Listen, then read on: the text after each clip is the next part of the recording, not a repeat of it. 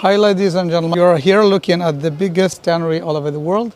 The tannery dating back from before 14th century, and then it's the only tannery in the world where the artisans are still using natural colors to dye the leather and also natural pigments to separate the wool from the skin. So if you come closer here, you would see that the tannery is divided into two sections, white section and then the colorful one.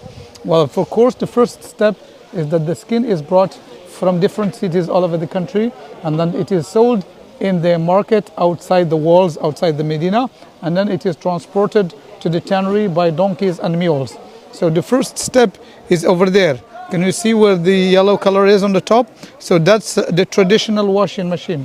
So the skin is first put in the washing machine, and then it is all cleaned from all different types of dirt, and then it is moved to these white colors, to these white vats, which are full of limestone and pigeon dropping. So limestone is actually, and then the pigeon dropping is rich in natural ammoniac, and that's the only element how people or how artisans would be able to separate the wool from the skin, and then protecting the skin very soft and not burnt. Well, in the case of using like chemical ammoniac, which is mostly used in the industrial leather factories. Well, after actually 20 days in the white vats with the limestone and pigeon dropping, so the skin is taken outside the Medina to dry, and then it is selected. So the skin which is actually in good conditions, it is taken again, and then be put in these colors, in different colors, which are all of them natural colors. So the green is coming from wild mint, the red is from poppy flower, the brown is from cedar wood and then skin of pomegranate, and then also the blue is from the indigo, and then the most expensive color is the yellow color here, as you see it below here.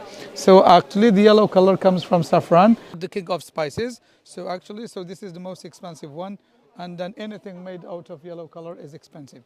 So after actually dyeing the skin, which would take 20 days, so the skin also is softened and then dried, and then it is taken actually to the artisans, to those stitchers who are actually making different types, including, as you see, bags here, leather jacket, and then slippers, belts, and then everything is here actually made with natural dyes and then handmade.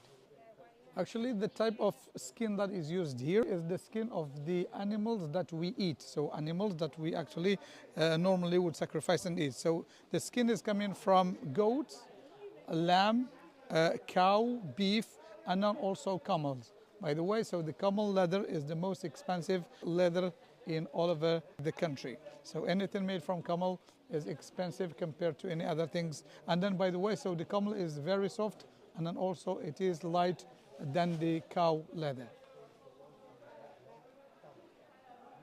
So this is the kind of things that they are made. So this is puffs. So as you see here, this is puff. So made from camel. And then all the stitches handmade.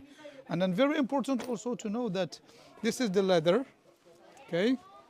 And then the leather is soft, even if it is waterproof, and then also it does not take fire. And then if you see, so the leather is one side, but if you turn it here on the other side, this is what you call suede. So there are many people who do not know the difference. The suede is simply the other side of the skin, but it gets very special treatment, and it is more expensive than leather.